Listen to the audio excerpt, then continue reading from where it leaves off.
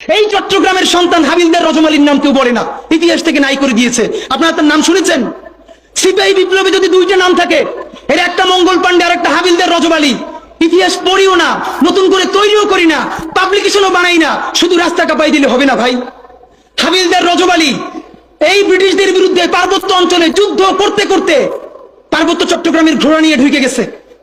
একটা সময় সঙ্গীহারা হয়ে গেছে, ব্রিটিশদের কাছে জীবন দিবে না, এই জন্য তিনি চিরতরে পার্বত্য চট্টগ্রামের ভিতরে ঢুকে গেছে, আর ব্যাক করেন নাই। তিনি মনে করেছেন যুদ্ধ করতে করতে প্রয়োজনে হারাইয়া যাব, তবুও আমার স্বাধীন জীবন ব্রিটিশ বেনিয়াদের কাছে হত্যা হইতে দিব না। সেই হাবিলদার রজমালির সন্তান এই বীর চট্টলা। আমাদের ইতিহাস তো আমরা জানি না। দেখেন, সেই বিপ্লব যখন হারিয়ে গেল, আপনারা জানেন কিনা, ইতিহাস বলে বাংলাদেশে বড় বড় গাছে এমন কোন ডাল ছিল না গ্র্যান্ড ট্রাঙ্ক রোডে, যেই গাছের ডালে ডালে সিপাহী বিপ্লবের যেই সব সৈনিক এই বিদ্রোহে অংশ নিয়েছিল তাদেরকে ঝুলিয়ে ফাঁসি দেওয়া হয়েছে। তাদের বাবাকে, তাদের সন্তানদেরকে জগন্নাথ বিশ্ববিদ্যালয়ের সামনে বাহাদুর শাহ পার্ক গিয়ে দেখবেন, এখনো তাদের নাম লেখা আছে। আগে ছিল ভিক্টোরিয়া পার্ক, পরে আমাদের বাহাদুর শাহের নামে করা হয়েছে। গিয়ে দেখবেন প্রকাশ্য দিবালোকে গাছের সাথে ঝুলিয়ে আমাদের বিপ্লবীদেরকে ফাঁসি দেওয়া হয়েছে। শুধু তাই না, 5 দিন 7 দিন ধরে সেই লাশ ঝুলিয়ে রাখা হয়েছে, যাতে মানুষ দেখে শিক্ষা পায় আর কেউ কোনোদিন ব্রিটিশদের বিরুদ্ধে বিপ্লব বা বিদ্রোহ করতে না পারে। দেখেন, বিপ্লব জিতে যাওয়ার আগে আমরা যখন সামান্য ভুলে পরাজয় হয়েছে, আমাদের লাশ গাছে গাছে ঝুলেছে। এরপর মুক্তি আসতে আরো 100 বছর লেগেছে। 1857 সালে মুক্তি আসতে পারত, আপনারা নিশ্চয়ই জানেন। 1757 সালের পরে 1857 সালে এই 100 বছরেও ব্রিটিশরা আমাদেরকে যেই ক্ষতি করতে পারে নাই, 1857 সালে মহাবিদ্রোহে আমাদের পরাজয়ের পর তার 1000 গুণ ক্ষতি তারপরে তারা করেছে। আমাদের সমস্ত সম্পদ ধ্বংস করে দিয়েছে। যারা জমিদার ছিল সেই মুসলমানরা তাদেরকে কৃষক বানিয়ে দিয়েছে। শুধু কৃষক না, ভূমিহীন কৃষক বানিয়ে দিয়েছে। ভাইয়েরা আমার, এই জুলাই যদি এটাকে বিপ্লবে পরিণত করতে না পারি, চূড়ান্ত যোগ্যতা অর্জন করে যদি এটাকে চূড়ান্ত পিকে জিতে না পারি, সামনে বাংলাদেশে আমাদের জন্য ভয়াবহ সে আর একটা সিপাহী বিপ্লবের করুণ প্রতি অপেক্ষা করছে। আপনারা অনেকে ভাবতেছেন এইটাও কি সম্ভব? জামাতের ভাইয়েরা অনেকে বুঝে না, বলে কি করে সম্ভব? মনে করাই দেই, শহীদ নিজামী মুজাহিদ সাহেবেরা মন্ত্রী হিসাবে সর্বশেষ যখন সম্ভবত 2006 বা 2007 মন্ত্রী ছিলেন, বলেন তো তার কয় বছর পর তাদেরকে ফাঁসি দেওয়া হইল? 10 বছরও লাগে নাই। রানিং ফুল মন্ত্রী ছিল, লক্ষ লক্ষ মানুষ তাদের সাথে ছিল, তাদের মন্ত্রণালয় একটা পয়সার দুর্নীতি বের করতে পারে নাই। 10 বছরের মধ্যে মন্ত্রিত্বের পর তাদেরকে ফাঁসি দেওয়া শুরু হয় নাই, তাদের সন্তানরা তাদের জানাজাটা পর্যন্ত পড়তে পারে নাই। সংখ্যা দিয়ে হয় না ভাই, কোটি কোটি মানুষ দিয়ে সবকিছু হয় না। আজকে আপনারা প্রথম আলোর বিরুদ্ধে বলেন, এই যে আসার সময় বলতেছিলাম শায়েকরে, প্রথম আলোর প্যারালাল কাছাকাছি একটা পত্রিকা কি আমরা দাঁড় করাইতে পারছি? অনেকে বলে আমার দেশের কথা, আজকে শুধু বলি, পরশু জানলাম প্রথম আলোর 10 ভাগের 1 ভাগ বিনিয়োগ এবং আর্থিক সংগতি আমার দেশের নাই। 5 কোটি টাকা হইলে আমার দেশে একটা নতুন প্রেস কিনতে পারে, তাইলে পত্রিকাটা ঠিক মতো ছাপাইতে পারে, ভাড়া লাগে না, সেই টাকাটাও তাদের নাই। ভাই, ভালোবাসা দিয়া পয়সার কাজ হয় না।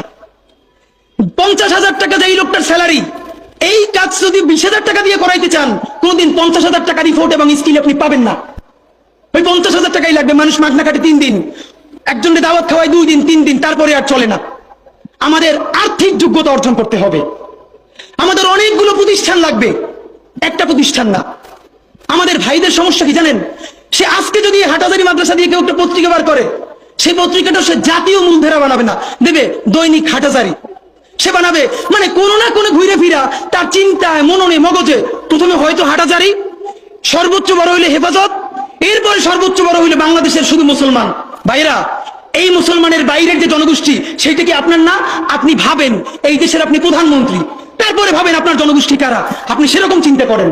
সুতরাং আমি কথায় অনেক ভুলভ্রান্তি বলতে পারি, কিন্তু বিশ্বাস করেন আমার কলিজা চিল্লেও আপনারা শুধু যেটা পাবেন সেটা হইল আমি চক্ষু বন্ধ করে দেখতে পাই। আমরা যদি যোগ্যতা নিয়ে 5-10 বছরের মধ্যে দাঁড়াইতে না পারি, এই ভিডিও, এই ছবি, এই শহীদ পরিবার, এই আহত, এদের জীবন তো শেষ।